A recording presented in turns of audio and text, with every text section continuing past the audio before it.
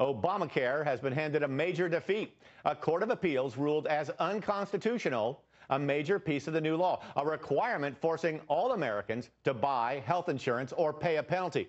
Is this the beginning of the end of Obamacare? Joining me by phone is Republican Congressman from Louisiana, Jeff Landry. Thank you for being with us, sir. Is this a death blow?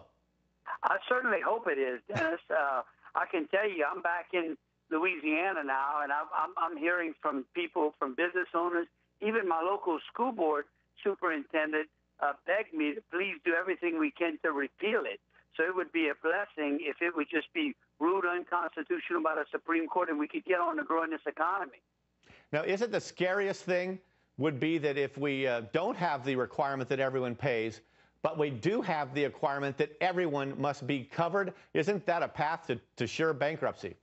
Oh, absolutely. You know, one of the first questions I did when I saw the news break was call the staff and say, look, I'd be curious to know how the CBO would score this and see what kind of budget, what kind of balance it would put us in if we could rule Obamacare unconstitutional and just take it off of the table. If we had to enforce it without that mandate, it would break the country.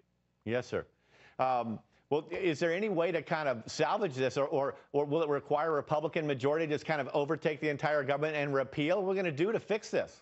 Well, we certainly can pray that the Supreme Court does the right thing and rule it unconstitutional. We wouldn't have to worry about the outcome of next year's elections just when it comes to Obamacare. Yes, but I can tell you that if not, we certainly would need a majority in the Senate and take control of the White House in order to finally do away with Yes, this job-killing law. Okay. I'm running out of seconds here, and so now, Congressman, I have to throw you a curveball. You ready? Yes. Here's the curveball. Shouldn't you be back in Washington? Shouldn't Congress and the president cancel their vacations and say, look, we're sorry about that debt rating fiasco, get back to Washington, cut another $2 trillion on top of the $2 trillion you promised, and let's fix this situation? What do you say to that, sir?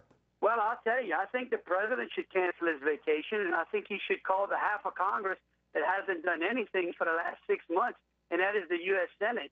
There are tons of bills on Harry Reid's desk that the House has sent over to there that increase jobs, reduce the deficit, and certainly would go a long way into getting our AAA credit rating back. Okay, but do I get out of that if they call for an emergency session to come back, you'll go back? You're willing? Oh, absolutely. Look, I'll go back. I don't mind work. I mean, that's what I did before I went to Congress. I don't mind hard work, but I can tell you the problem is in the Senate. All right. Thank you so much for talking with us, Congressman Landry. We appreciate it.